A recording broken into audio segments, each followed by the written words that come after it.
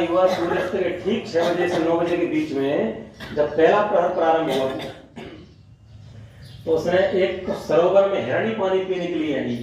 हिरणी जब हिरणी पानी पीने के लिए आई तो कमंडल उसके हाथ में था, तो कमंडल का पानी छलका उसका, वो शंकर जी के मंदिर पर जाकर के एक बूंद गिर गया और उसने अपने तरकस से एक बाण निकाला।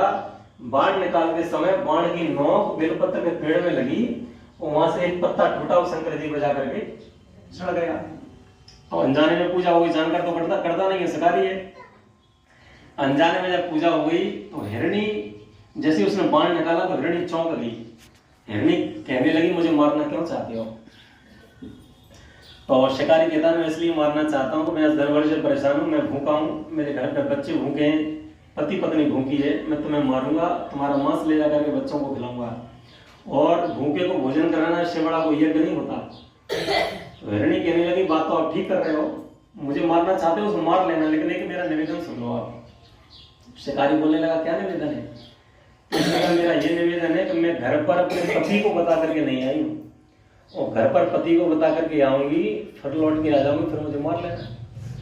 शिकारी कहने लगा भला मरने के लिए कोई वापस लौट के आएगा? कोई नहीं आएगा। तो बोले क्या गारंटी है कि लौट करके आओगी? तो उसने कहा कि जो वेद बेचने वाले व्यक्ति को दोष लगता है, जो गौ हत्या करने वाले व्यक्ति को दोष लगता है, वो सारे दोष मुझे लगे अगर मैं यहाँ लौट कर वापस नहीं आई तो शिकारी कहने लगा बड़ी ज्ञानवान हिरणी है, बड़ी ज्ञान की बातें कर रही है, जरूर लौट करके आएगी। 6 बजे से 9 बजे का जो पहला प्रहर था, 9 बज गया, वो हिरणी लौट करके नहीं आई। फिर 9 बजे से 12 बजे का दूसरा प्रहर जब प्रारंभ हुआ तो दूसरे प्रहर में दूसरी हिरणी पानी पीने के लिए आई उसी सरोवर में। फिर सेम घटना घटी, कमंडल का पानी गला, एक बेलपत्र का पत्ता फिर टूट करके बाण निकालते समय शंकर जी पर गिर गया। दूसरे प्रहर की पूजा अनजाने में हो गई। जब दूसरे प्रहर की पूजा हो गई, हिरणी पूछने लगी क्यों मारना चाहते हो? तो उसने वही बात बोली, मैं भूखा हूं, मेरे घर पे पति पत्नी भूखे हैं, बच्चे भूखे हैं और मैं तुम्हारा मांस ले जाकर के बच्चों को खिलाऊंगा, मैं स्वयं खाऊंगा, मेरा पेट भर जाएगा। भूखे को भोजन कराना सबसे बड़ा यज्ञ है। हिरणी कहने लगी बात तो ठीक करते हो, लेकिन मैं अपने पति को बता करके नहीं आई हूँ, मैं अपने घर जाऊंगी, पति को बता करके आऊंगी, लौट के आऊंगी, फिर मुझे मार लेना। तो उसने कहा अगर लौट के नहीं आई तो?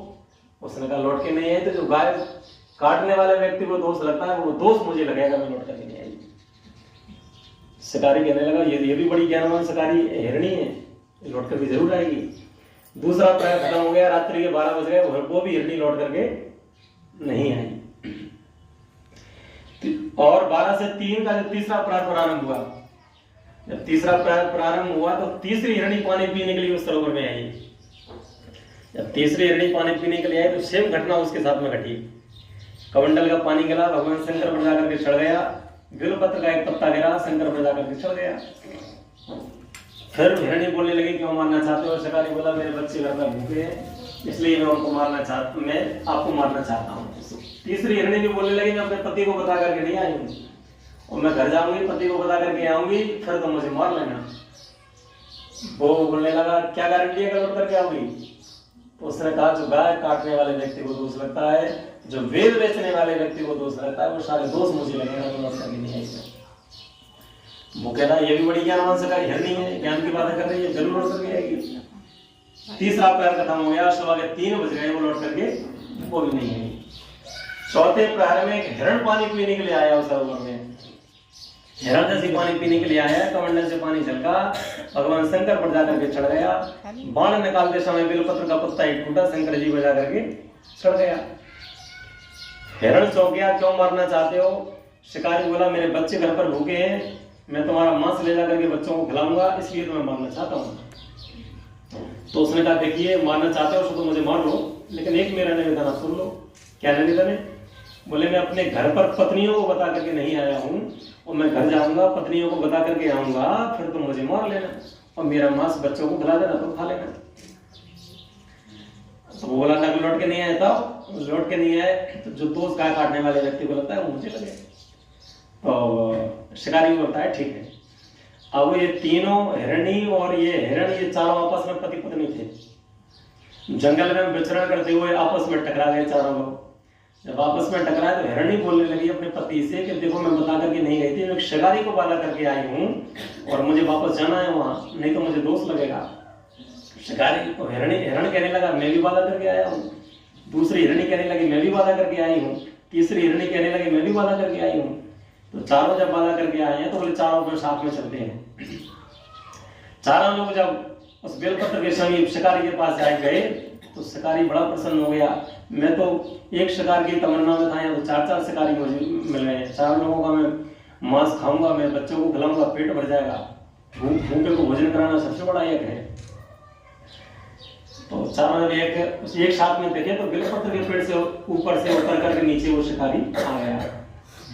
अब उसने 4 प्रहर की पूजा भगवान शंकर की शिवरात्रि के दिन अनजाने में कर ली।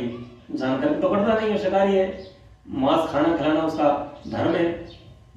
बेलपत्र के पेड़ से नीचे उतर के आया, बोले आप चारों लोग वादे के बड़े पक्के हो और आज मैं आप लोगों से बड़ा प्रसन्न हूँ। मेरे अंदर ये इच्छा थी कि मैं चारों लोगों को मारूंगा और मारकर मांस खाऊंगा और खिलाऊंगा, लेकिन अब मैं चारों में से किसी को नहीं मारूंगा। तो भगवान शंकर की पूजा करने से शिकारी की मति जो थी वो बदल गई। अनजाने में पूजा की जानकर तो की नहीं, और जब उसकी मति बदल गई, इतने मति बदलते हैं भगवान शंकर उस मूर्ति से प्रकट हो गए। बोले मैं तुम्हारी पूजा से बड़ा प्रसन्न हूं। बोले भगवान मैंने तो पूजा की नहीं। बोले तुमने पूजा की हो चाहे नहीं की हो, तुमने जानकर नहीं की, लेकिन अनजाने में मेरी पूजा की है। वरदान मांगो, क्या वरदान चाहते हो? तो उन्होंने कहा भगवान मैंने तो पूजा की नहीं, इसलिए मैं वरदान मांगना नहीं चाहता हूँ, आपके दर्शन होगा, इससे बड़ा वरदान मुझे क्या चाहिए? बोले वरदान तो लेना पड़ेगा भाई। तो भगवान शंकर ने ये वरदान दिया, बोले त्रेता युग में जब भगवान राम अवतरित होंगे, जब भगवान अयोध्या के राजा बन जाएंगे तो तुम्हें अपना मित्र बनाएंगे। तो शिकारी कोई साधारण शिकारी नहीं हुए, निषाद राज हुए हैं। तो पूजा करने से शिकारी की मति बदलकर भगवान शंकर ने वरदान दिया और निषाद राज हुए, भगवान राम के भक्त बने, मित्र बने। तो पूजा करने से जो हमारी विकृति मन में पैदा होती है वो बदल जाती है, क्योंकि हमारा शास्त्र कहता है धर्मेण हन्यते व्याधि, धर्म की शरण में जो रहता है व्याधि हमारे ऊपर नहीं आती है। चाणक्य भी चाणक्य नीति में लिखते हैं आहार निद्रा भय में धनंचा सामान्य में तत्व सुवर्ण नराणाम ते मृत्यु लोके भूविभार भूता मनुष्य रूपेण मृगाश्चरन्ति।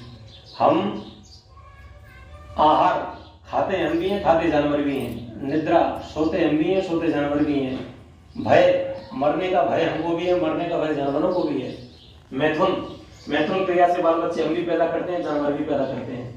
तो जानवर और हम में अंतर क्या है? चाणक्य कहते हैं अगर ये सब आप करते हो तो जानवर करते हैं, तो आप में और जानवर में कोई अंतर नहीं है। जानवर 4 पैर का जानवर है, हम 2 पैर के जानवर है। इसलिए हमें कुछ ऐसा कर्तव्य करना चाहिए जो हमें वाणी मिली है। जानवरों की वाणी नहीं होती कि अपनी कथा को सुना सके, हमारे पास वाणी रहती है भगवान का गुणगान करने के लिए। इसलिए इस वाणी से, इस हाथ पैरों से हमें कुछ ऐसा कर्तव्य करना चाहिए। 24 घंटे हम हमारे लिए जीते हैं, 5 मिनट 10 मिनट हमें परमात्मा के लिए ऐसे जीना चाहिए कि हम हैं और भगवान है, तीसरा हमारे बीच में कोई संबंध नहीं है।